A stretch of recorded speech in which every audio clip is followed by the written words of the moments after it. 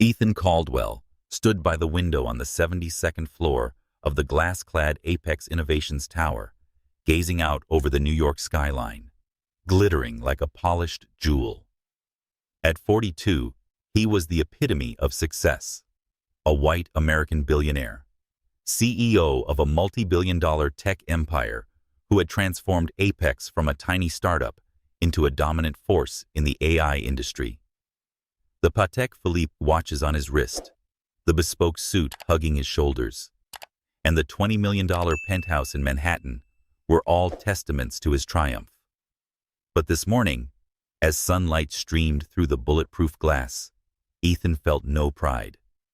Instead, there was a deep, yawning emptiness, as if everything he had built was just a sandcastle waiting to be crushed by the first wave.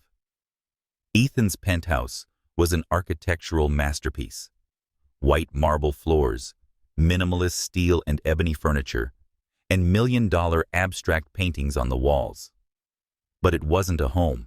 It was a museum where everything was perfectly arranged, but devoid of life. No forgotten coffee cups on the table. No laughter echoing off the walls. No one waiting for him after transcontinental flights. Ethan had grown used to the solitude, or at least, he told himself that. His father, a cold-hearted businessman, once said, "Love is a luxury for the weak. Success is the only thing that endures." Ethan had lived by that creed, sacrificing every relationship to climb to the top. But now, standing on that summit, all he saw was nothingness. This morning, like every other, Ethan woke at 4:30 a.m., ran on the treadmill in his private gym, and skimmed through dozens of emails before sunrise. His desk was piled with financial reports, contracts with partners in Shanghai and Dubai, and a calendar packed solid through the end of the month. But a strange sensation squeezed his chest as he entered his office at Apex headquarters. It wasn't pain, more like a heaviness, as though his heart were trying to say something he refused to hear. He brushed it off, assuming it was stress. A painkiller, a shot of espresso, and he'd be fine. "Sir, the Singapore partners are ready for the 9 o'clock call." His assistant's voice came through the intercom. Ethan didn't respond. He stood up, loosened his tie, and walked into the private bathroom attached to his office. His face in the mirror looked more exhausted than he remembered. Gray-blue eyes dulled by sleepless nights, sandy blonde hair streaked with silver. He turned on the cold water, intending to splash his face awake. But then, a sharp pain slashed through his chest. It was nothing he'd ever felt. Piercing, hot, like a blade twisting inward. He gripped the edge of the marble counter, his breath turning shallow. Each heartbeat slammed against his ribs like a hammer. "It's just stress," he muttered, but the world began to tilt.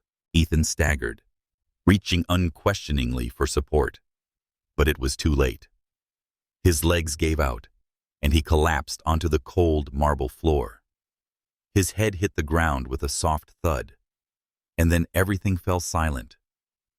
The light from the crystal chandelier above dimmed, and darkness closed in, swallowing his consciousness. In that moment, Ethan Caldwell, the man who once thought himself invincible, faced death. In another wing of the Apex Tower, Aisha Turner, 34, was pushing her cleaning cart down the hallway. A Black American woman raised in Harlem, Aisha was used to being invisible to people like Ethan. She had worked for the building's cleaning service for 3 years, scrubbing offices, changing the sheets in Ethan's penthouse, and arranging everything precisely how he liked it. Aisha never complained. The job paid her younger brother Jamal's tuition and kept their tiny home in Brooklyn afloat after their parents died in a car accident 8 years ago. Aisha wasn't a dreamer. She had once wanted to be a trauma counselor, helping young people navigate their pain, but that dream had been shelved when she became Jamal's guardian. Each day, she carried a small notebook, jotting down ideas for her future career, though deep down, she wondered if she'd ever escape the cycle of overtime shifts and overdue bills.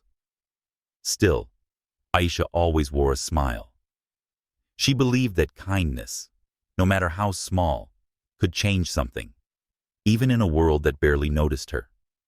Today, something felt off as she wheeled her cart into Ethan's penthouse to clean. Usually, the apartment was silent as a tomb, but today, there was an uneasy stillness. She called out, "Mr. Caldwell, I'm coming in to clean." No answer. She stepped through the living room, then heard a faint noise from the bathroom, a gasping breath, then silence. Aisha's heart pounded. She ran toward the sound, opened the door, and froze in horror. Ethan lay motionless on the floor, face pale, lips bluish. "Mr. Caldwell!" Aisha dropped to her knees and pressed 2 fingers to his neck. No pulse. She didn't hesitate. She had taken a CPR course in a community program back in Harlem, but never thought she'd need it. "You can't die," she whispered, more to herself than him. Her hands trembled for a second, then steadied. She placed both palms on his chest and began compressions in a steady rhythm. 1, 2, 3. Sweat dripped from her brow, but she didn't stop. "Come on, wake up," she murmured, words blending with prayer. Aisha shouted for the assistant through the intercom, but didn't wait. She kept going. Compressions, counting out loud, her voice echoing through the cold room. Each push was a battle against death, not because Ethan was a CEO, but because he was human. After 5 tense minutes, the wail of sirens rose in the distance. When the medics burst in, they found Aisha still administering CPR, shirt drenched in sweat, tears streaking her face, but her hands unwavering. "We'll take over," a medic said, placing the defibrillator pads on Ethan's chest. Aisha stepped back, gasping for breath, watching them work. When Ethan's heartbeat returned, faint but discernible, she finally exhaled. She slumped to the floor, hugging her knees, her heart pounding. She didn't know it yet, but this moment wouldn't just save Ethan's life. It would change both of theirs forever. Ethan opened his eyes at the hospital under the sterile white glow of neon lights. The steady beep of a heart monitor echoed in his ears. He turned his head, trying to grasp what had happened. Then he saw her. Aisha, sitting in the chair beside his bed, curly hair tied back loosely, her eyes tired but brightening when she saw he was awake. She wore a dark blue sweater, clutching a paper cup of coffee for warmth. "Are you okay?" she asked, her voice gentle but firm. Ethan swallowed, his throat dry. "What happened?" "Aisha said you had a cardiac episode," rising to pour him a glass of water. "I found you in the bathroom. You weren't breathing. I did CPR until the ambulance arrived." Ethan blinked, trying to process it. This woman, someone he'd barely spoken to, a quiet presence in the background of his penthouse, had saved his life. "You saved me?" he whispered, his voice cracking. Aisha nodded and handed him the glass. "I just did what needed to be done." Ethan took it, his hand trembling slightly. He looked her in the eyes for the first time, warm brown eyes that held a strength he couldn't explain. "Why didn't you walk away?" he asked hoarsely. "Most people would have." Aisha looked down, fingers clasped tightly, "Because I can't let someone die if I can help it. Not you, not anyone." Her answer was simple, yet it struck Ethan like a stone dropped into the still water of his soul. He had lived his life through transactions, where everything had a price. But Aisha had asked for nothing. She had acted, which had pulled him back from the edge. As she stood to leave, Ethan called softly, "What's your name?" She turned, slightly surprised. Aisha. Aisha Turner. He repeated Aisha as if the name were the most important thing he'd ever heard. Thank you. She smiled gently, then left Ethan with his racing thoughts. In the quiet of the hospital room, he realized he'd just been given a second chance. Not just to live, but to understand what life meant finally. The sterile white light of Mount Sinai Hospital faded as Ethan Caldwell opened his eyes the next morning. The steady beep of the heart monitor echoed like a quiet rhythm, a reminder that he was still alive. He lay there, body aching, mind spinning with disjointed images, the cold marble floor, labored breathing, and the warm brown eyes of Aisha Turner looking at him through the dim haze. That woman, the cleaning lady he had barely noticed for the past 3 years, had saved his life. The question of why lingered in his mind. He doubted her kindness and couldn't understand why someone like her would show compassion to someone like him. Ethan turned his head, hoping to see Aisha still there, but the chair beside his hospital bed was empty. A cold paper coffee cup sat on the table beside a small note card. Rest well. I'll come back to check on you later. Her handwriting was soft and deliberate, as if each letter carried care he had never noticed. Ethan picked up the note, his fingers brushing over the blue ink, and felt a strange warmth blooming in his chest, a feeling he couldn't quite name. A doctor entered, a middle-aged woman with neatly tied silver hair. Mr. Caldwell, you're fortunate, she said, glancing over the monitor chart. It was a stroke caused by a congenital heart condition. We wouldn't have this conversation if CPR hadn't been administered in time. Ethan nodded, but his mind was elsewhere. He was thinking about Aisha, her hands pressing against his chest, her voice whispering prayers. The woman who saved me. How is she? He asked, his voice hoarse. The doctor smiled faintly. Miss Turner? She was here all night and refused to leave until she knew you were stable. She's a special one. Ethan was discharged 3 days later with a long list of medications, instructions to reduce stress, and a stern warning that he needed to change his lifestyle if he wanted to stay alive. When he returned to his penthouse, the familiar silence suddenly felt suffocating. The apartment was just as before, clean, cold, untouched by life. But then he heard soft footsteps from the kitchen, and the scent of tomato soup drifted through the air. Aisha appeared, wearing a simple gray sweater, her curly hair tied up. She was stirring a pot on the stove, focused, unaware that he stood in the doorway watching her. You don't have to do that, Ethan said quietly, not wanting to startle her.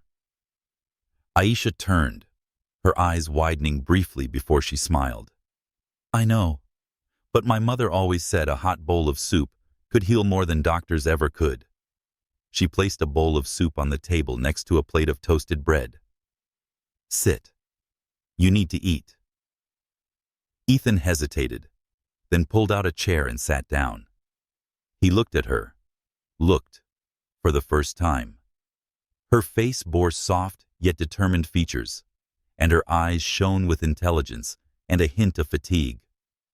She didn't try to fill the silence with small talk.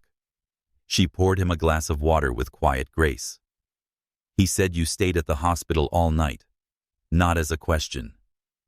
Aisha nodded, sitting down across from him. I wanted to make sure you were okay. Hospitals aren't great places to be alone. He held the spoon, but didn't eat right away. Why are you doing all this? You don't owe me anything. Aisha looked down at the table, fingers tapping lightly on the glass. I grew up in Harlem. There, we take care of each other. No reason needed. You're a person. You needed help. That's it. Her answer was simple, but it made Ethan feel small. He had lived a life of transactions, where every action came with a cost. But with Aisha, kindness seemed natural, like breathing. They began to talk haltingly at first. Aisha shared stories from her childhood. Sunday afternoons, singing in the church choir. Her dream of becoming a trauma counselor set aside after her parents died. She had to raise her younger brother, Jamal, who was now studying architecture in college, thanks to the money she earned from cleaning. Ethan listened, drawn in by her words. He realized how little he knew about the people around him, even someone like Aisha, who had quietly kept his life in order. When it was his turn, Ethan spoke awkwardly. He told her about his father, a ruthless businessman who believed love had to be earned through achievement. "He told me I had to be the best, or I'd be nothing," Ethan said, his voice dropping. "And I believed him. I built Apex. But now I don't know who I was building it for." Aisha looked at him without judgment. "Maybe you built it for yourself," she said. "But now, you can choose to do something else with it." Her words touched something profound inside Ethan. He looked around the penthouse, the cold white walls, the soulless luxury. Then he looked at Aisha, sipping water, sunlight from the window catching the edges of her curls like a halo. For the first time, the apartment didn't feel empty. But at the same time, a new anxiety crept in. Who was he in her eyes? A wealthy boss? A man who had never noticed her? The difference between them: he, a white billionaire; she, a black cleaning woman, felt like an invisible wall he didn't yet know how to cross. When Aisha came in to clean the next day, Ethan stayed home instead of working. He watched her dust the living room shelves, quietly humming a Harlem folk song he didn't recognize. Her voice wasn't perfect, but it conveyed sincerity that made him pause. "What song is that?" he asked from the doorway. Aisha jumped, stopping mid-hum. "Sorry, I didn't know you were here. It's an old tune. My grandmother used to sing it. It helps me feel closer to home." "Harlem," he said, stepping into the room. "You miss it a lot, don't you?" Aisha nodded, setting down the cloth. "That's where I belong. Even though I live in Brooklyn now, Harlem is still part of me." She paused as if weighing something, then asked, "What about you? Is there a place that feels like home?" Her question caught Ethan off guard. He thought of the penthouse and the vacation homes in the Hamptons and Aspen, but none felt like home. He admitted softly, "I'm not sure I've ever had a place like that." Aisha looked at him, eyes gentle but not pitying. "You may haven't found it yet." When Aisha left, she left another note reminding him to take his medicine. Ethan sat on the sofa, holding the card in his hand. He thought about her calm presence as she saved his life, and how she made this place feel warmer. But he also thought about the world outside, the boardrooms, the partners, the stares they might face if he dared to step beyond that invisible wall. Did he have the courage to do that? And would Aisha, the woman who had given him a second chance at life, be willing to let him step into her world? A week after being discharged, Ethan Caldwell stood at the window of his penthouse, eyes drifting over the slow-moving traffic of Manhattan below. His phone beeped nonstop. Emails from partners, texts from his assistant, reminders about the Apex Innovations board meeting. But for the first time in years, Ethan didn't rush to check. Instead, he turned, drawn by the scent of toast and coffee wafting from the kitchen. Aisha Turner was there, moving softly between the counters as if she belonged here more than he did. She wore a beige sweater, her curly hair loosely tied, a few strands falling to her shoulder as she sliced cucumbers. "You don't have to make breakfast every day," Ethan said from the doorway, his voice gentle with a hint of awkwardness. Aisha looked up and smiled. "I know, but you just got out of the hospital, and I don't trust you to take care of yourself yet." She slid a plate of toast and eggs toward him, along with a cup of black coffee. "Sit down. A proper breakfast helps you feel human again." Ethan pulled out a chair and sat, feeling the food's warmth and her voice. He watched her, realizing how she brought life into this penthouse, not just by cleaning, but through small gestures. A little vase of flowers on the table, the window cracked open to let sunlight in, a handwritten note by the espresso machine reminding him to take his pills. These things turned the apartment from a cold museum into something resembling a home. "How long have you been doing this?" he asked, sipping the coffee. Aisha sat across from him, holding a slice of toast but not eating. "Here?" 3 years.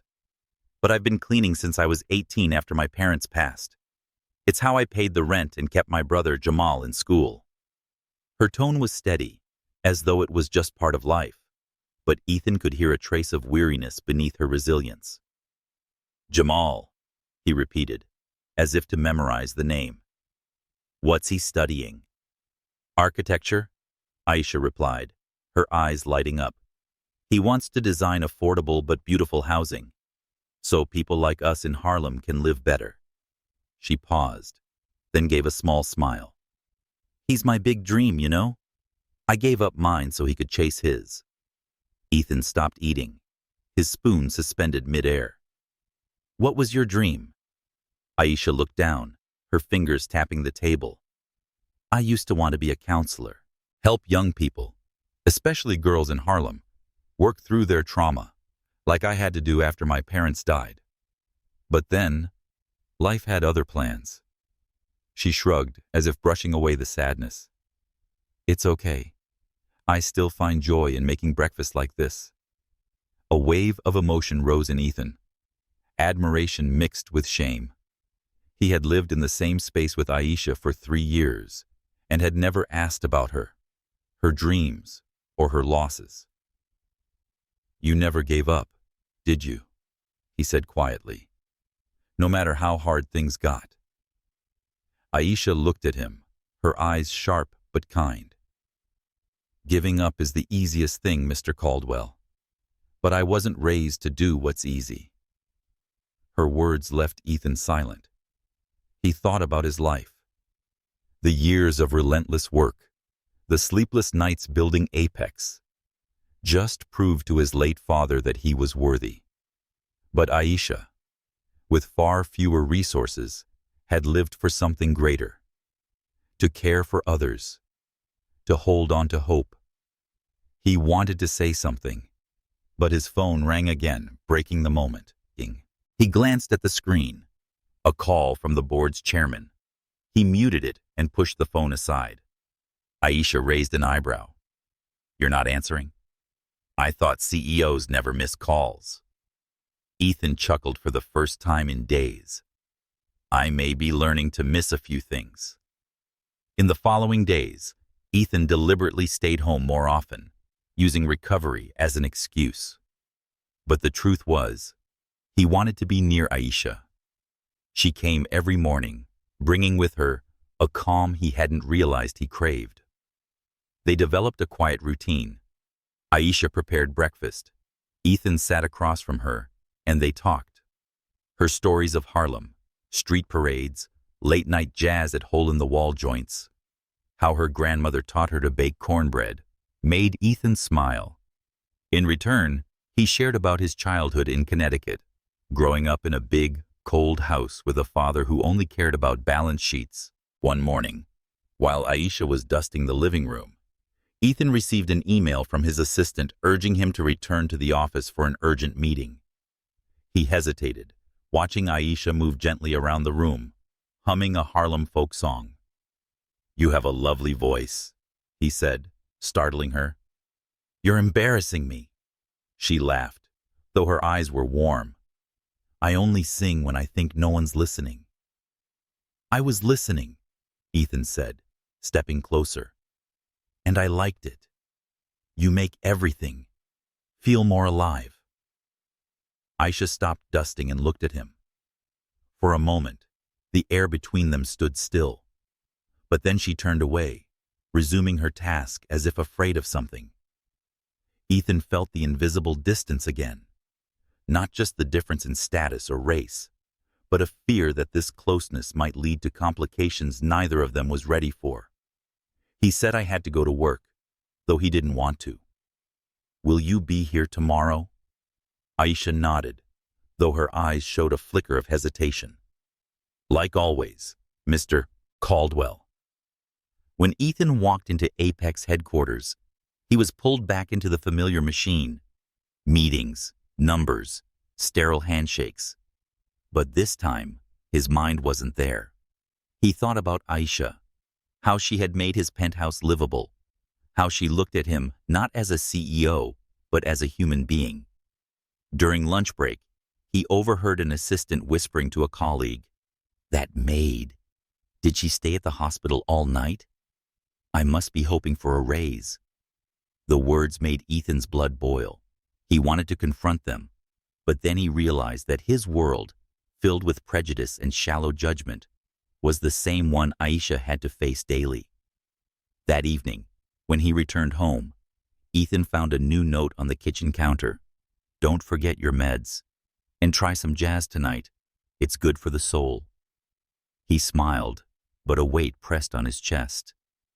He wanted to tell Aisha that she hadn't just saved his life. She was keeping his heart. But did he have the courage to cross the wall of judgment and difference? To truly see her, and to let her truly see him? The dim light of dawn filtered through the linen curtains in Ethan Caldwell's penthouse, casting soft shadows across the kitchen counter, where Aisha Turner was brewing a chamomile tea. 2 weeks had passed since Ethan returned from the hospital, and his daily rhythm had shifted, subtly but unmistakably. He no longer woke at 4:30 a.m. to run or scan emails before sunrise. Instead, he lingered at home, noticing the quiet details Aisha brought into his world. A vase of wild daisies on the shelf, the scent of cornbread baking in the oven, the soft hum of her singing when she thought no one could hear. But this tranquility stirred a strange unease in Ethan. He felt he was standing at the edge of something profound, but wasn't sure if he dared to cross it. Ethan stepped into the kitchen, wearing a simple gray t-shirt instead of his usual tailored suit. Aisha looked up and offered a gentle smile. She said, "You look different without a suit," sliding a cup of tea toward him. "Almost normal." Ethan chuckled, but the smile didn't reach his eyes. "I don't know what normal is anymore." He sat down, watching her pour his tea. "Aisha, you've done more than I deserve. I just wanted to say thank you." She shrugged, sitting across from him. "You've thanked me too many times already, Mr. Caldwell. I'm just doing my job." "No," he interrupted, voice low but firm. "You've done more than that. You made me feel alive." Aisha met his gaze, something flickering in her eyes.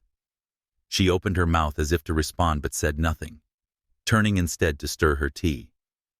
Ethan sensed the invisible distance between them, not just one of race or class, but a more profound fear that closeness could lead to consequences neither was ready to face. He wanted to ask her what she was thinking, but his phone rang, breaking the silence. On the screen, Charles Warner, chairman of the Apex board. Ethan sighed and stood up. "I have to go back to the office today. They're getting impatient." Aisha nodded, though worry flashed briefly in her eyes. "Don't let them push you too hard. You still need rest." "You sound like my doctor," he teased. But inside, he knew she was right. Though now treated, his heart remained a quiet reminder of his fragility. As he left, Aisha left a note on the kitchen table. "Take your meds at 10 a.m. and don't let them stress you out." He slipped it into his pocket, warmth blooming in his chest. Ethan entered the boardroom at the Apex Innovations headquarters, where members were waiting. The air was taut, like a violin string about to snap. Charles, a white man in his 60s, with silver hair and cold eyes, began bluntly, "Ethan, we gave you time to rest. But the shareholders are getting nervous. You need to return. Lead. The Dubai contract can't wait." Ethan nodded, but his mind was elsewhere. He thought of Aisha, Her reminders, her Harlem stories, her smile. "I'll handle it," he said evenly. But Charles pressed on. "And the thing about your hospitalization, we heard it was some cleaner who saved you. Who is she? Is there any liability?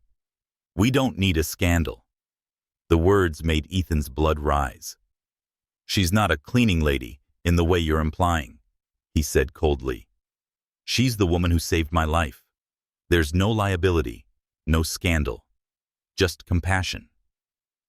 Charles raised an eyebrow but said nothing further. Ethan left the room, feeling like he had crossed a boundary. Not just with the board, but within himself. Meanwhile, Aisha had come to the Apex offices to deliver medication Ethan had forgotten. As she passed through the main lobby, she felt the curious stares from the staff.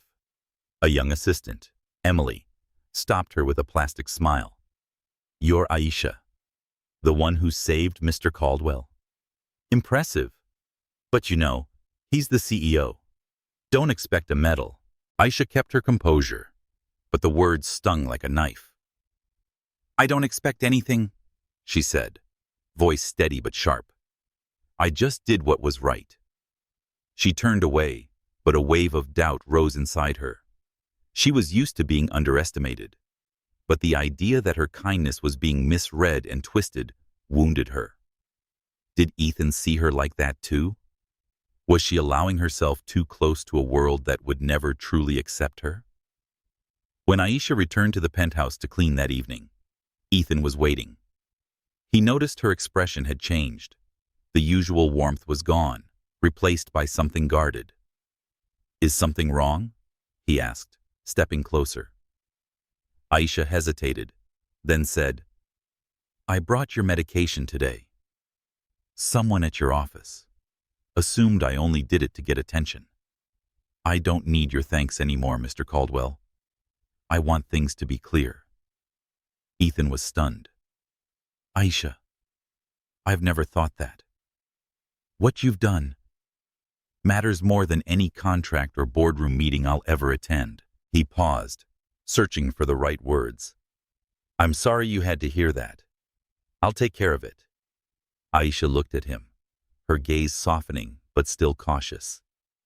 "I don't need you to protect me. I need you to understand. I don't belong in your world, and I'm not sure I want to." Her words hit Ethan like a blow to the chest. He wanted to tell her she had changed his world and that he didn't want to return to who he was. But instead, he nodded, respecting the distance she placed between them. "I understand. But if you change your mind, I'll be here." When Aisha left, Ethan stood alone in his penthouse, staring at the New York skyline. He thought about her words, the curious stares, the prejudice she had to face simply for being kind. He thought about himself, a man who once believed success was everything, now realizing it meant nothing without moments like this, moments with Aisha. But could he change enough to be worthy of her? And would she, with all her strength and scars, allow him into her life? The sky over New York turned a brilliant shade of orange as the sun set, its light reflecting through the windows of Ethan Caldwell's penthouse, casting a rare warmth over the space. Ethan sat on the sofa, a cup of chamomile tea gone cold in his hand, his gaze distant as he stared at the skyline. It had been 3 weeks since Aisha Turner saved his life, and he felt like he was living in a different world, not as the cold CEO of Apex Innovations, but as a man learning how to feel. But that transformation came with a quiet unease. Every time he was near Aisha, his heart beat faster, not because of illness, but because of something deeper, something he hadn't dared to name. Aisha entered the living room carrying a small tray of freshly baked cornbread, its sweet aroma filling the air. She wore a deep blue sweater, her curly hair loosely tied, a few strands falling gently across her shoulders. She said, "You might want a snack," setting the tray down. "Jamal always says my cornbread is the best cure after a long day." Ethan smiled, but his eyes stayed fixed on her. "Jamal's right. You make everything." Better.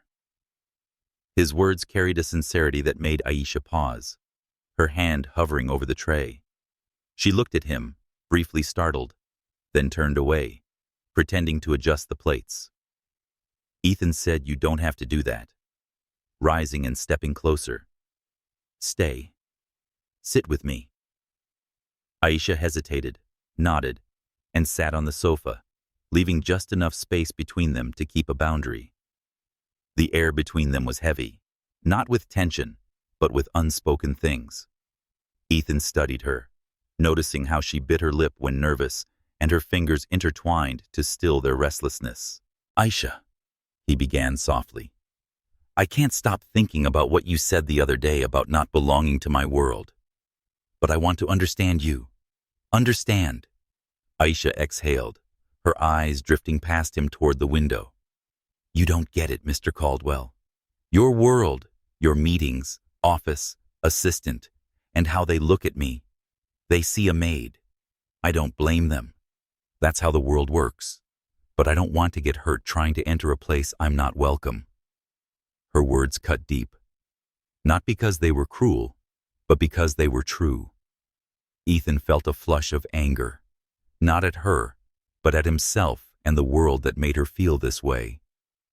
I don't want you to feel that, he said, voice trembling slightly. I can't promise to change the world, but I'll do everything possible to make you feel seen and respected. Aisha looked at him, her expression softening, but still guarded. It's easy to say that, but you don't live my life. You don't know what it's like to prove your worth every day to exist. Ethan nodded. He knew he could never fully understand. But I want to learn from you.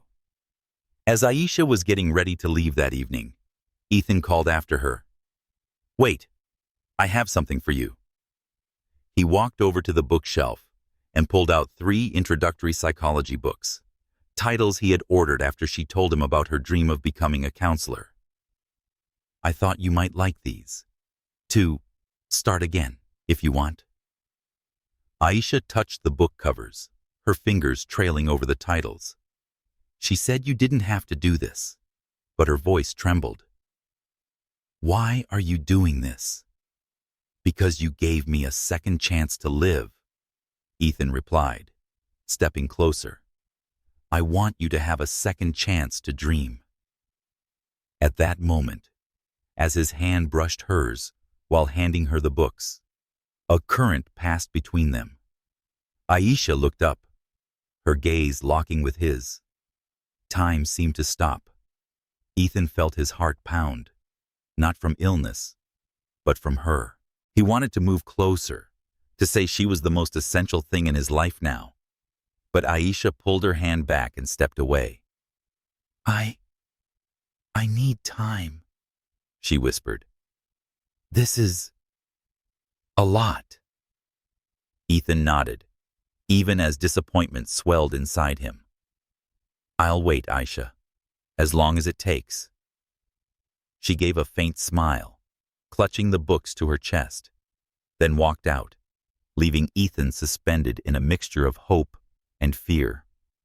He knew he was falling into something unlike anything he had ever known, but he also knew it came with risks.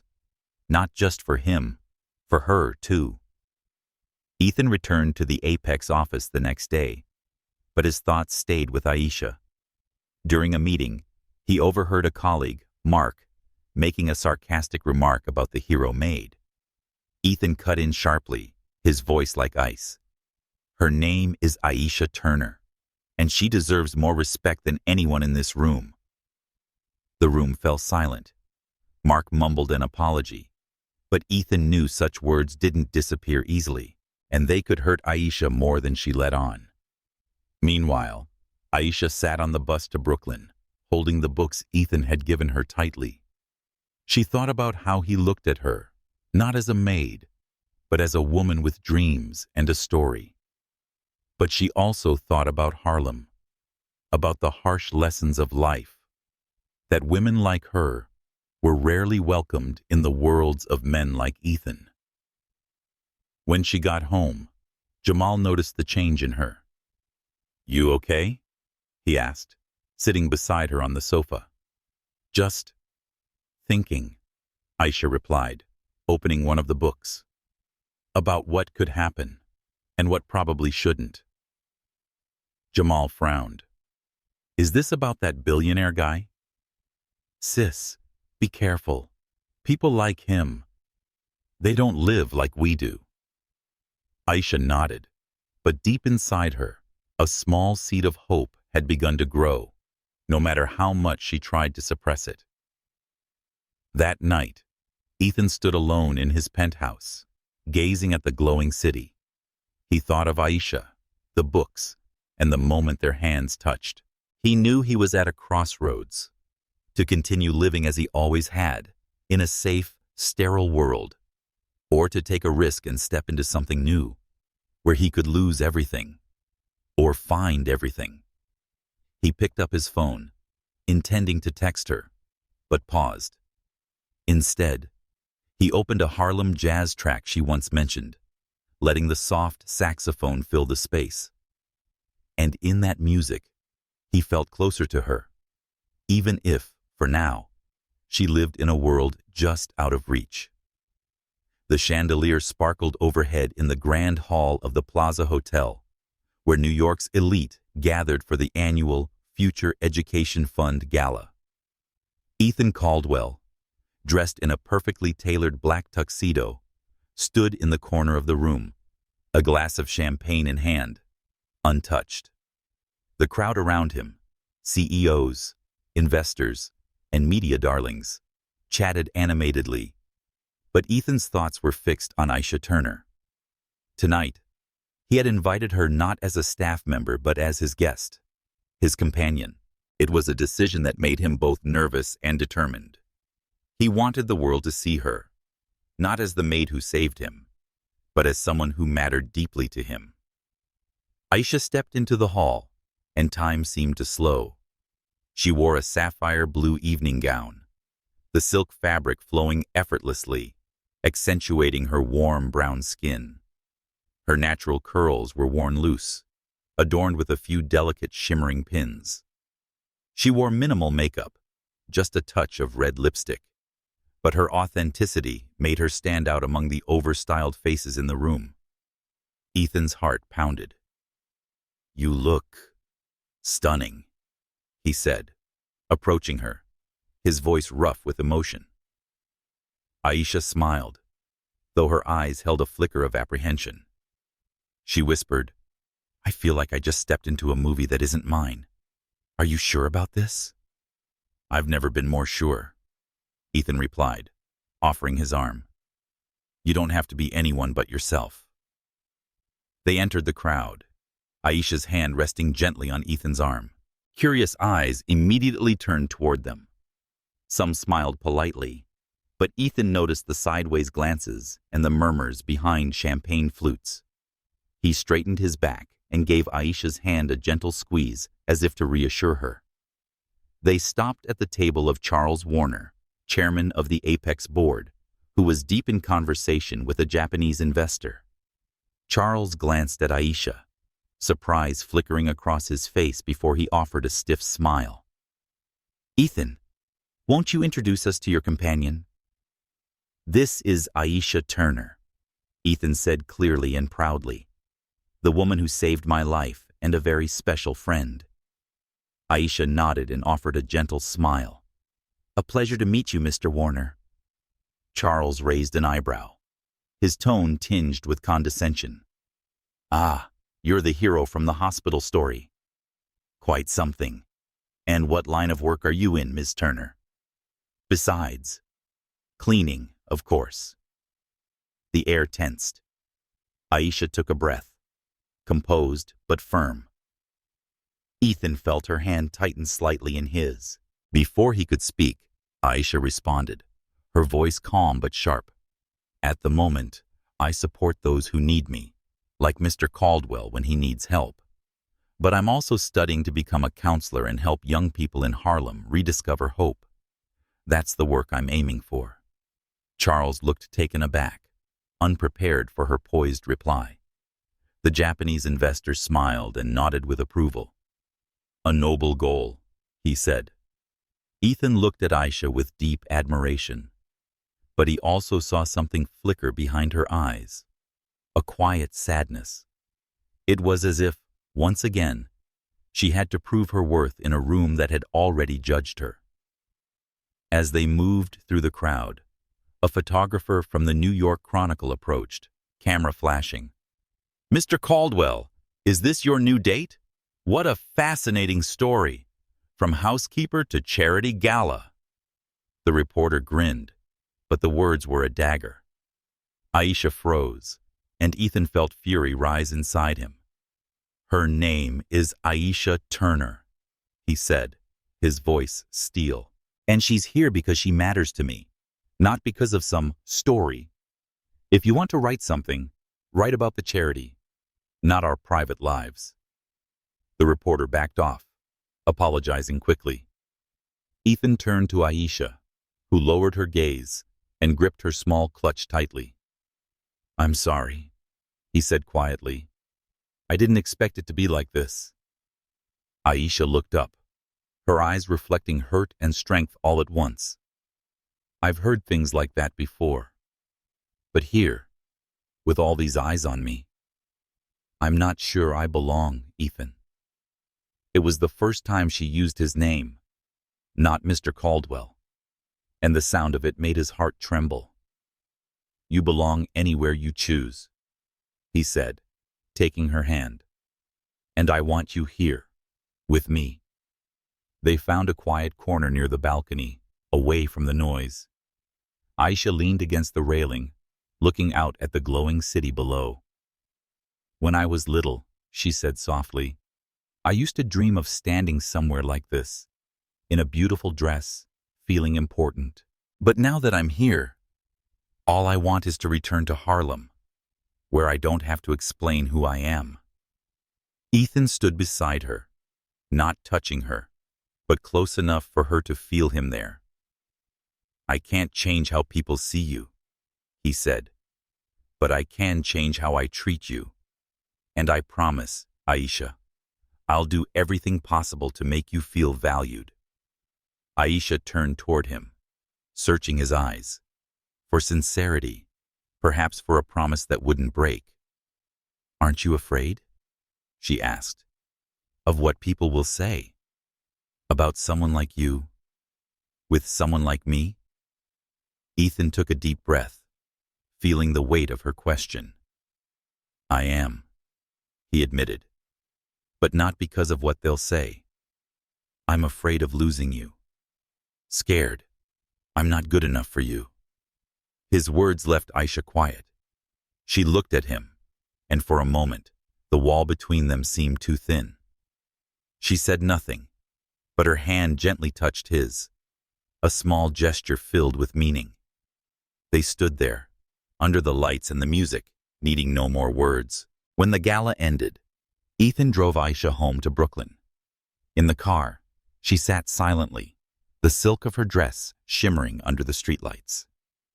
"Thank you," she said when they pulled up to her building, "for standing up for me tonight." "I'll always do that," Ethan said, looking into her eyes. "If you'll let me." Aisha smiled faintly, but there was still hesitation in her eyes. "I'll think about it," she said, stepping out of the car, leaving Ethan with a heart full of hope, but weighed with uncertainty. A light rain fell over the streets of Manhattan, creating shimmering streaks beneath the neon lights. In Ethan Caldwell's penthouse, a Harlem jazz saxophone filled the air, blending with the aroma of roast chicken that Aisha Turner was preparing in the kitchen. A month had passed since the charity gala, and their relationship had entered a new stage, no longer full of hesitation, but defined by a more profound connection. Even as challenges remained, they had acknowledged their feelings, not just to each other, but to the world. Yet that world had not welcomed them with open arms. Ethan stood in the kitchen doorway, watching Aisha slice vegetables with familiar focus. She wore a pale yellow sweater, her curls left natural, and a few strands fell to her forehead as she worked. He said, "You make this look like a professional chef's work," stepping in and leaning against the counter. Aisha laughed and glanced at him. "My mother used to say that cooking is how you say 'I care' without words. You should learn it someday, Ethan." It was the first time she had naturally called him Ethan, making him smile. "I'll learn," he replied, stealing a carrot slice from the board, earning a playful swat from her. They'd grown into moments like these, cooking together, strolling beneath streetlights, sitting on the sofa listening to jazz, and sharing stories. Ethan told her about when he ran away at 15 to attend a rock concert, only to be caught by his father and grounded for a month. Aisha shared memories of summer nights in Harlem, lying on the rooftop with Jamal, counting stars, and dreaming of the future. These simple moments made Ethan feel truly alive for the first time in years. But not everything came easy. A headline appeared in the New York Chronicle after the gala: "Apex Billionaire and the Housekeeper, Love Story or PR Stunt." The article quoted whispers from the event, implying that Aisha was just a Harlem girl climbing the social ladder. Ethan had been furious, ready to sue the publication, but Aisha stopped him. "They'll always talk," she said, voice calm but resolute. "We can't change them. We can only live true to ourselves." That evening, during dinner, the doorbell rang. Ethan opened it to find Jamal, Aisha's younger brother, in a varsity jacket, his eyes sharp. "I need to talk to my sister," Jamal said curtly. Aisha came out, surprised. "Jamal? What's going on?" Jamal glanced at Ethan, then turned to his sister. "I read that article. People in Harlem are talking about you, about him. They say you're selling yourself to a rich white man. Don't you see how dangerous that is?" The air thickened with tension. Ethan wanted to speak, but Aisha raised her hand to stop him. "Jamal, you know me. You know I don't do anything for money or fame. Ethan isn't what people say." Jamal shook his head. "You gave up everything for me, for this family. I don't want to see you hurt by someone who doesn't understand our life." Aisha stepped forward, placing a hand on her brother's shoulder. "I understand your fear. But Ethan isn't the enemy. He's trying. And I believe in him." Jamal looked at Ethan, still wary, but he nodded. "If you believe in him, I'll try. But if he hurts you, I won't forgive it." He turned and walked away, leaving Aisha and Ethan in silence. Ethan took her hand, feeling a slight tremble. "I'm sorry," he said. "I didn't want you to have to go through this." Aisha looked at him, eyes full of pain and quiet strength. "It's not your fault. But this is my reality, Ethan. If we're going to keep going, you need to understand that." The next day, Ethan faced different pressures at Apex headquarters. Charles Warner summoned him to his office, his tone cold. "Ethan, that article is making shareholders nervous. Apex's image is our greatest asset. You need to be careful with this relationship." Ethan clenched his fists. "My relationship isn't the board's concern. I love Aisha, and I won't let anyone, including you, disrespect her." Charles raised a brow. "You're risking everything you've built. Think carefully, Ethan." As he left Charles's office, Ethan felt a rare clarity. He no longer wanted to live for people like Charles, or shareholders. He wanted to live for Aisha and himself. That evening, he invited Aisha to a small jazz club in Greenwich Village, one they had once talked about during a late-night conversation. Under dim lights, with the trumpet's golden tones floating through the air, Ethan took her hand across the table. "Aisha, I won't promise perfection, but I promise to stand by you, no matter what the world says." Aisha looked at him, her eyes softening. "You know, I used to think love was something I couldn't have. But with you, I'm beginning to believe it's possible." She gave his hand a gentle squeeze, and for the first time, she leaned against him, her head resting on his shoulder, as the music slowed into a quiet ballad.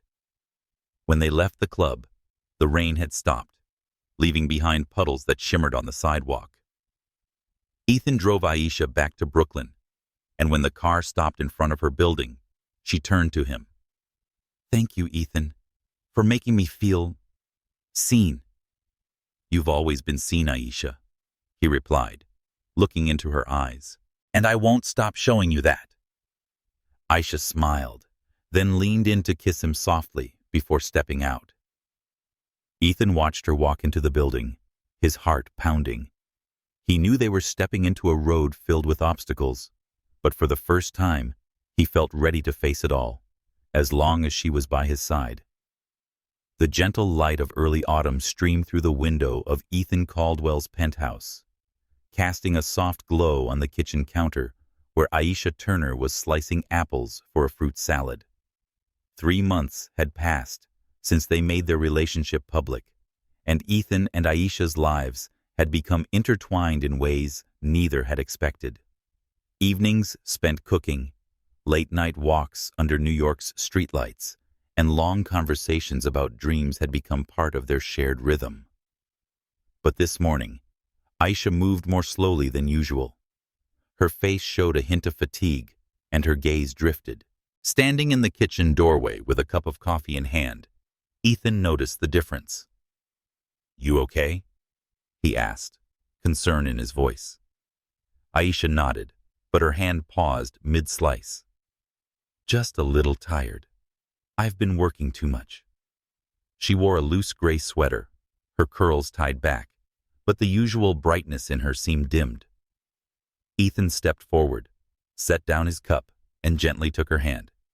"You've been overworking because of me," he said, half joking. "Sit down. I'll finish this." Aisha smiled faintly and sat down, her hand unconsciously resting on her stomach. Though Ethan said nothing, he felt a strange intuition. They continued chatting, but Aisha barely ate, offering the excuse of not being hungry. As she got up to wash the dishes, a wave of dizziness forced her to brace against the counter. Ethan rushed to her side, his face full of worry. "Aisha, what's going on? You need to see a doctor." She took a deep breath, avoiding his eyes. I think I already know what it is, but I need to be sure." Ethan furrowed his brow, but she raised a hand, stopping him. "Give me a day. I'll tell you when I'm ready." He nodded, though unease twisted in his gut as he watched her slowly leave the kitchen. That evening, Aisha returned to the penthouse with a small paper bag from the pharmacy. Ethan sat on the sofa, an open book in his lap, unread. He stood immediately when he saw her, searching her face for answers. Aisha took a deep breath, sat across from him, and with trembling hands, pulled out a pregnancy test from the bag. "I took 3, she said softly. They all showed 2 lines. Ethan blinked as if his brain was still processing. You're pregnant?" Aisha nodded, her expression caught between joy and fear. "And not just one. I saw a doctor this afternoon. They said, it's 4 babies." The room seemed to fall silent. Ethan sank onto the sofa, his hands gripping his head. 4, he whispered. He looked at Aisha and saw tears brimming in her eyes. How is this possible? You once said the doctor told you it would be hard to conceive." Aisha shrugged, voice trembling. "They called it a miracle." "But I'm scared, Ethan. 4 babies. I don't know if I can do this." Ethan moved, knelt before her, and took her hands in his. "You're not doing this alone," he said firmly. "We'll do this together. I'm here, Aisha, no matter what." She looked at him, tears streaming down her cheeks. "Aren't you scared? We've only just begun. And now the world. People will say things. They've already said enough about me." Ethan squeezed her hands. "Let them talk. This is our family, not theirs." But inside, a different fear gnawed at him. He had never imagined becoming a father. He had never had a role model in his cold, distant father. Could he be the father these children needed? Could he protect Aisha from the judgment that would surely follow? The next day, they went to a specialist clinic to confirm. Aisha lay on the table in the ultrasound room, clutching Ethan's hand. The screen flickered to life, and 4 tiny heartbeats appeared, faint but unmistakably authentic. Aisha broke into tears, and Ethan felt his chest crack open. "They're real," he whispered, eyes locked on the monitor. The doctor smiled. 4 healthy babies. But this is a high-risk pregnancy. You'll need rest and specialized care. On the drive home, Aisha was quiet, her hand resting gently on her belly. Ethan glanced at her. "What are you thinking?" he asked. "I'm thinking about my mother," she said. "She raised Jamal and me on her own. I want to be like her. But 4 babies. I don't know if I'm strong enough." Ethan pulled over on a quiet street and turned to her. "You're the strongest person I've ever met, Aisha. You saved me, more than once. I believe in you, and I'll be with you, every step." In the penthouse, they sat together on the sofa with an open notebook that night. Ethan started listing tasks. Find a specialist, prepare a nursery, and register for high-risk pregnancy classes. But Aisha stopped him. "Ethan, I don't want to move into some mansion or live like royalty. I want to do this my way. Simple, honest. I want our kids to know the value of Harlem, not just Manhattan." Ethan nodded, but a quiet conflict stirred in him. He wanted to give Aisha and the babies the best of everything. But what did best mean when their worlds had been so different? "I understand," he said, "but I also want to protect you. This pregnancy won't be easy." Aisha looked at him, her eyes unwavering. "Protect me by being here, not by trying to change me." They fell into silence. Then Aisha leaned into him, her hands still on her belly. "I haven't told Jamal yet," she whispered. "He's going to worry." Ethan kissed the top of her head. "We'll tell him together. And if he disapproves, I'll prove I'm worthy of you." As Aisha drifted to sleep on the sofa, Ethan watched her and felt a new clarity. The news of 4 babies was a miracle, but also the most significant challenge they had ever faced. He knew the world wouldn't stop judging, from the Apex boardroom to Harlem's tight-knit neighborhoods. But looking at Aisha, her strength and softness, he believed they could make it through. He just hoped he'd be strong enough not to let her down. The early winter sunlight shimmered through the windows of a modest penthouse in Brooklyn, where Ethan Caldwell and Aisha Turner had recently moved to be closer to her family. The apartment was smaller than Ethan's Manhattan residence, but it held a warmth he had never felt in the old place. Family photos on the walls, a hand-knit blanket from Aisha's grandmother, and the faint scent of cornbread lingering in the air. 2 months after the news of Aisha's quadruplet pregnancy, their lives had shifted into a new chapter, one filled with both joy and apprehension. That morning, Aisha sat curled on the couch, a parenting book open in her lap, gently cradling her growing belly. Ethan, wearing a t-shirt and jeans, was in the nursery painting a wall, following her color instructions as best he could. "You need a lighter touch," Aisha called from the living room, teasing.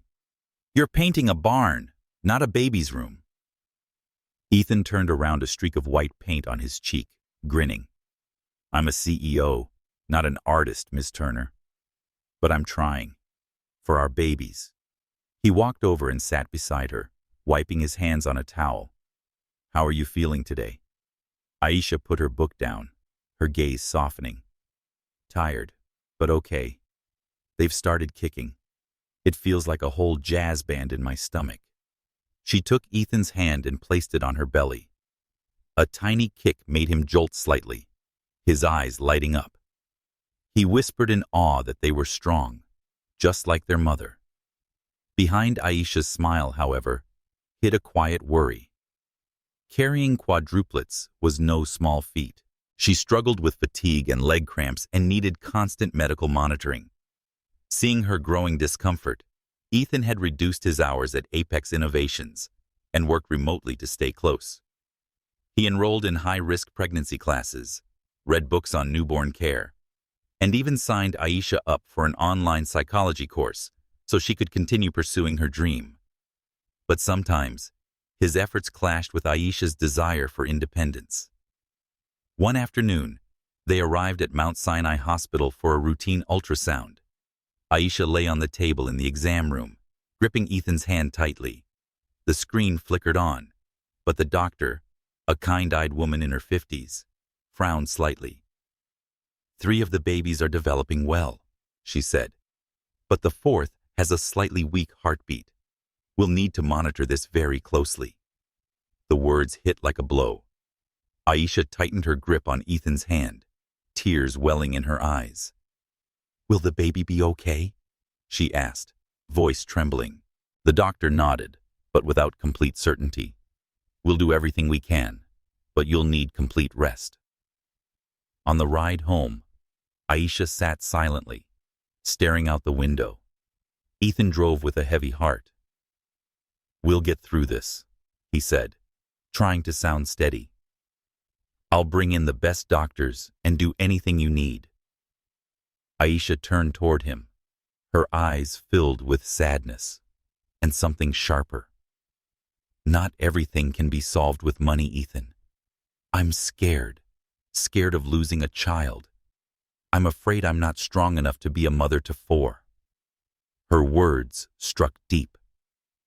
Ethan fell silent, realizing he had defaulted to solutions instead of simply listening. "I'm sorry," he said, pulling the car over.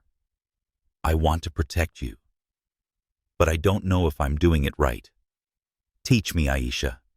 Please teach me how to be here the way you need to be." Aisha sighed, her fingers brushing his. "Just listen. Just be here. Don't try to change me. I'm Aisha from Harlem and want to do this my way." Ethan nodded, drawing her into a gentle hug. "I'll learn," he whispered. A few days later, good news came. The 4th baby's heartbeat had stabilized. Still, Aisha needed more rest. Ethan began keeping a journal for the children, an idea he got from Aisha, writing down his thoughts and promises. "My children," he wrote, "your mother is the strongest woman I've ever known. I promise to become worthy of her, for you."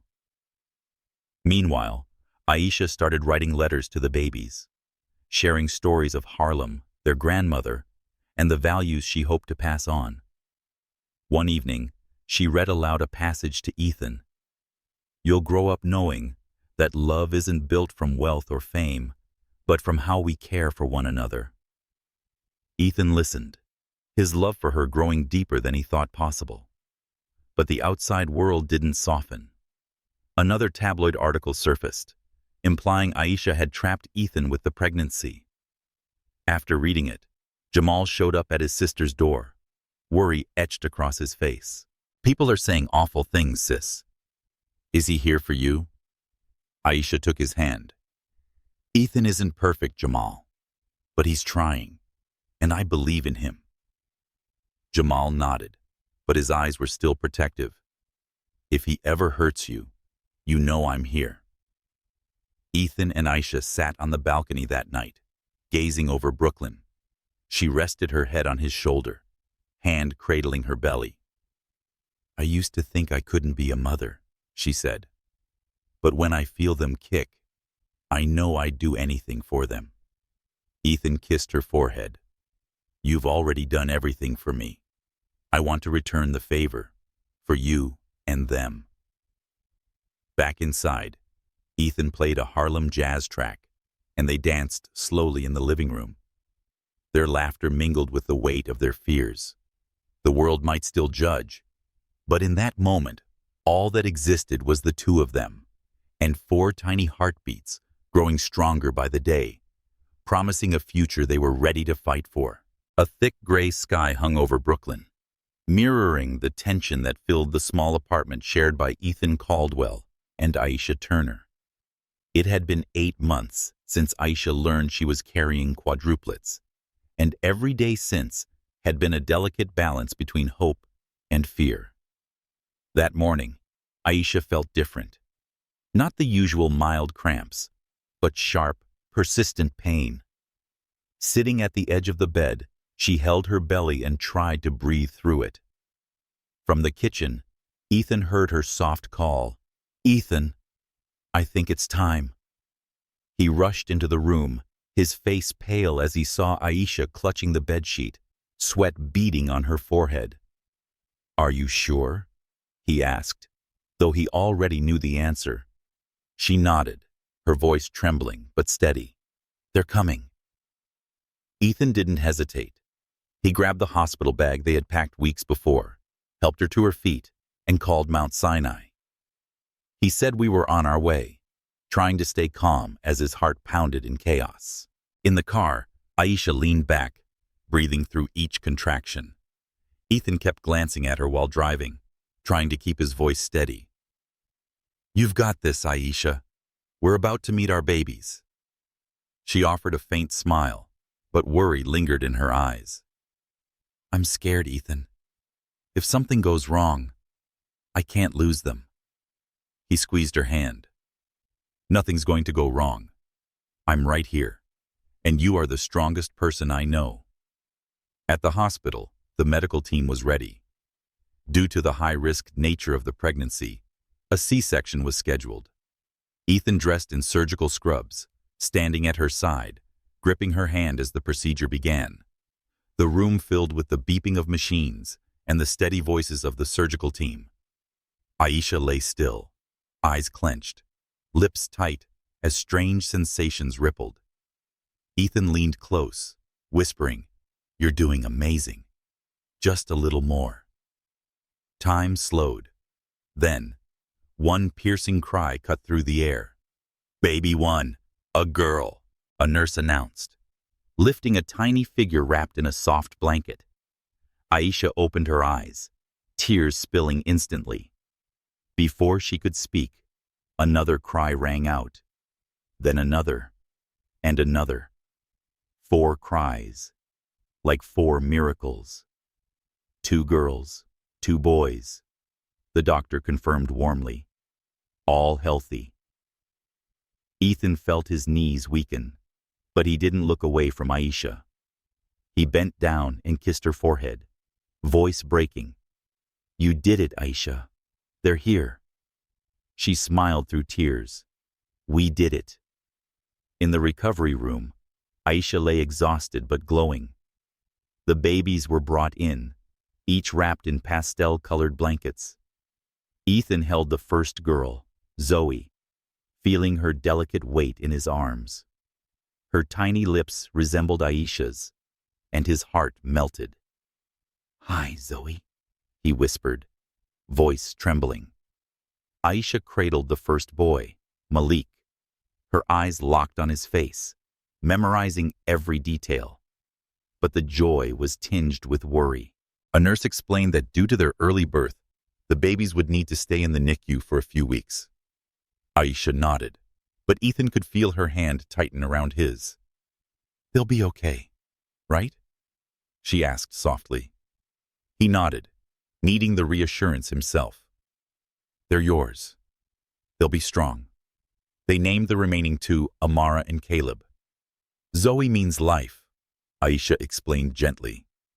"Malik is the leader. Amara means eternal. Caleb is the heart. I want them to grow up carrying names full of hope." Ethan nodded, carefully writing the names in his leather-bound journal, a promise to the future. That evening, in the quiet of the hospital room, Ethan sat beside Aisha, her hand resting in his. She had fallen asleep, a faint smile on her lips even in exhaustion. Ethan watched her, overwhelmed by gratitude. But alongside that gratitude was fear. He had never imagined himself as a father. His father was a cold, distant man, more businessman than a parent.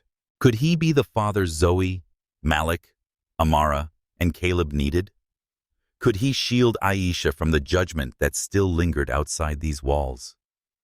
When Aisha stirred awake, she found him still watching her. "What are you thinking about?" she asked, her voice hoarse. "How lucky I am," he replied, touching her cheek. "And how scared I am. I'm not good enough for you or them." She tightened her grip on his hand. "You don't have to be perfect, Ethan. You have to be here. That's what my mother always said. Love is presence." They sat in silence, the only sound the soft beep of the monitor. Ethan thought about the world waiting for them outside. Apex's board of directors, vicious tabloids, and Jamal, who still hadn't entirely accepted him. But now, with Aisha beside him, and 4 tiny lives now part of their story, he felt ready to face anything. The next morning, Jamal arrived with a bouquet of wild daisies. He looked at his sister, then at Ethan, his eyes still wary but softer. "Congratulations," he said quietly. "I'm proud of you." Aisha hugged her brother, tears returning. "Thank you, Jamal. And give Ethan a chance, please?" Jamal nodded, glancing at Ethan. "I'll be watching." After he left, Ethan and Aisha sat together, gazing out the hospital window as sunlight broke through the clouds. "We're a family now," Aisha whispered. "And I won't let anything tear us apart," Ethan replied, kissing her hand. In that gentle morning light, they knew the real journey was beginning. But with love at the center, nothing was impossible. 5 years later, the suburban Brooklyn home of Ethan Caldwell and Aisha Turner brimmed with the sweet chaos of family life. Gone were the cold, sterile walls of a Manhattan penthouse. This was a true home. Crayon drawings taped to the fridge, toys scattered across the floor, and a hand-knit throw from Aisha's grandmother draped over the couch. Zoe, Malik, Amara, and Caleb, their miracle quadruplets, were now 5 years old, turning each day into a new adventure. This spring morning, sunlight streamed through the windows as Ethan knelt in the garden, showing Zoe and Malik how to plant pumpkin seeds. Aisha sat on the porch, knitting a scarf for Amara, while Caleb clung to her legs, begging for a story. "Daddy, what will this seed become?" Zoe asked, her hands caked in soil. "A big pumpkin, if you water it well," Ethan replied, ruffling her hair. He wore an old t-shirt and jeans, his once polished CEO image replaced by something warmer, more grounded. Though he still owned Apex Innovations, Ethan worked from home 3 days a week, devoting most of his time to his family. From the porch, Aisha smiled at the sight. She had become a trauma counselor, working with young women in Harlem, helping them heal as she once had. She'd completed her online degree, encouraged by Ethan, and now led a thriving community support group. But raising 4 children was never easy. It meant sleepless nights, constant discussions about parenting philosophies, and mounting medical bills from routine checkups. "Mommy, tell me a story about Grandma," Caleb begged, climbing into her lap. She wrapped her arms around him, kissing his curls. Grandma used to sing, "Lift Every Voice," every morning. She said it gave us the strength to face anything. Her voice drifted into a gentle hum, and soon Zoe and Malik ran over, sitting at her feet. From a distance, Ethan watched, his heart swelling. 5 years ago, he couldn't have imagined this life. A home, a family, a love this deep. But not everything was perfect. One afternoon at the park, a woman whispered to her friend while eyeing Ethan and Aisha, "Isn't that CEO Caldwell? Married the maid? Strange." Aisha heard it. She kept smiling, but Ethan saw the flicker of pain in her eyes. After the kids had gone to bed that night, she sat on the couch, holding a mug of chamomile tea. "I'm tired of those looks, Ethan," she said. "They look at me like I don't belong. With you, with this family." He knelt in front of her, taking her hands. "They're wrong, Aisha. You are the heart of this family. I don't care what anyone says." She sighed. "I know, but I don't want the kids growing up hearing that. I want them to be proud of Harlem, me, us." Her words stayed with him. Ethan helped her organize a community event in Harlem, where she shared her story with young women. Standing before the crowd, her voice was firm. "I was once called just a maid, but I never let that define me. You don't have to let the world define you either. We are the authors of our own stories." Ethan sat in the front row, Zoe and Amara on his lap, his eyes filled with pride. But the challenges kept coming. A local blogger published a viral article, "From Maid to Millionaire's Wife, Social Climber or Survivor." Jamal, now a young architect, called his sister angry. "They're dragging your name through the mud. What is he doing about this?" Aisha calmed him. "Ethan can't control everything, Jamal. But he's here. That's what matters." Ethan, having overheard, felt helpless. He called Apex's PR team to remove the article, but knew it wasn't enough. That night, he found Aisha in the nursery, reading to Caleb. "I'm sorry this world is the way it is," he said, sitting beside her. "But I promise to do everything I can to protect you and the kids." She looked at him, her eyes soft. "You don't have to protect me from the world, Ethan. Just be with me when it gets hard." Later that month, they held a backyard party for the kids' 5th birthday. Zoe and Malik ran wild playing tag while Amara and Caleb drew chalk murals on the sidewalk. Jamal arrived carrying a tiny model house he'd built for the children. "Thanks for coming," Aisha said, hugging her brother. Jamal looked at Ethan and gave a slight nod. "You're doing good, Caldwell.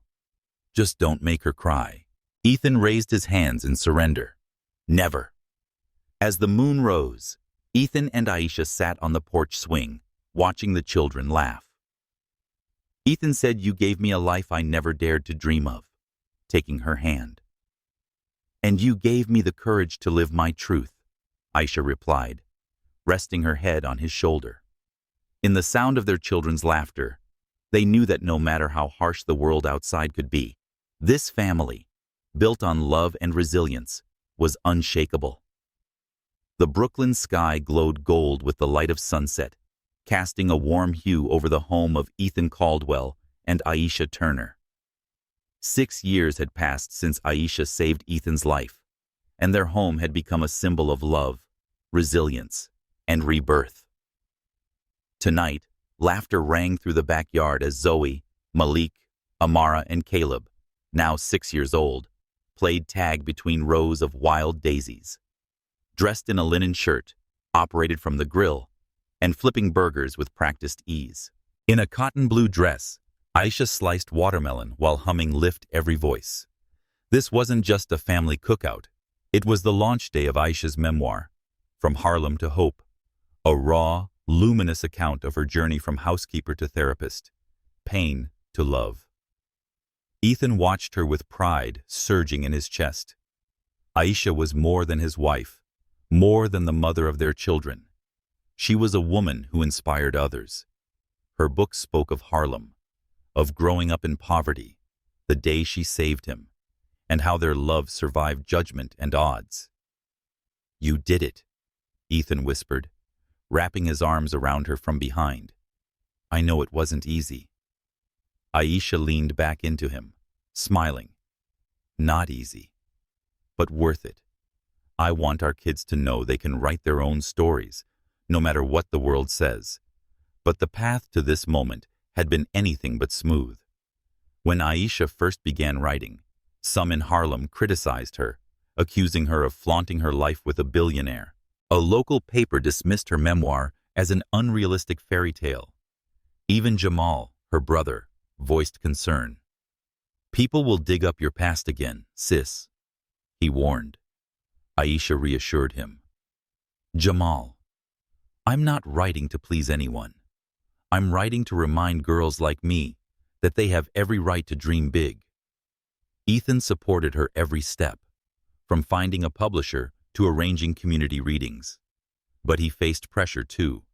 Though accepting of his new life, the board at Apex Innovations grew impatient when he declined long business trips. Charles Warner, the board chairman, once snapped, "You're letting your family eclipse your career, Ethan." Ethan replied coldly, "My family is the most remarkable career I have had." That evening, joy lit the backyard. Jamal, a few neighbors from Harlem, and Aisha's colleagues gathered around. Zoe and Malik performed a dance Aisha had taught them, while Amara and Caleb read aloud from their mother's book. Clumsy words, bright voices. Love isn't something you find. It's something you build, day by day. The crowd applauded. Aisha hugged the kids, her eyes glistening. Then came the most moving moment. Jamal stood with a raised glass. "I didn't trust Ethan at first," he said, locking eyes with his brother-in-law. "I thought he didn't understand my sister, didn't understand Harlem. But I was wrong. She's the strongest person I know." And he stood by her. "Thank you both for giving me a family." Ethan nodded, eyes misting. Under the table, he squeezed Aisha's hand. After the party, once the children were tucked into bed, Ethan and Aisha sat on the porch swing, moonlight soft on her face. "Do you remember our first real conversation?" he asked. "You asked me where home was. I didn't have an answer then, but I do now. It's you. It's them." Aisha leaned her head on his shoulder. "And you gave me the courage to believe I was worthy of that home. But I'm still afraid sometimes that one day the world will try to tear us apart." Ethan kissed her hair. "They can try, but they'll never win. We built this on love, and our passion is stronger than anything." Late into the night, beneath the dimming moon, Aisha pulled a small letter from her pocket. It was written in Zoe's crooked handwriting. "Mommy and Daddy, I love you both. I want to grow up strong like Mommy and good like Daddy." Aisha read the words aloud, her voice trembling. Ethan held her tight, knowing at that moment that their legacy wasn't Apex. It wasn't the book. It was those 4 children growing up in love and hope. They stood, hand in hand, and walked back inside. In the nursery, Zoe, Malik, Amara, and Caleb slept soundly, each with a stuffed animal tucked under one arm. Aisha softly hummed, "Lift Every Voice," as her mother once had, while Ethan stood beside her, finally understanding the true meaning of life. From a man once consumed by loneliness, he had become a husband, a father, a man reborn by Aisha's love. They stepped back out into the moonlight, glowing like a silent promise. "We did it," Aisha whispered. "Not yet," Ethan smiled. "We're still doing it, every day." And there they stood, beneath the stars, knowing that the legacy of their love, of family, of resilience, of truth, would live on, inspiring anyone brave enough to dream and to love against all odds.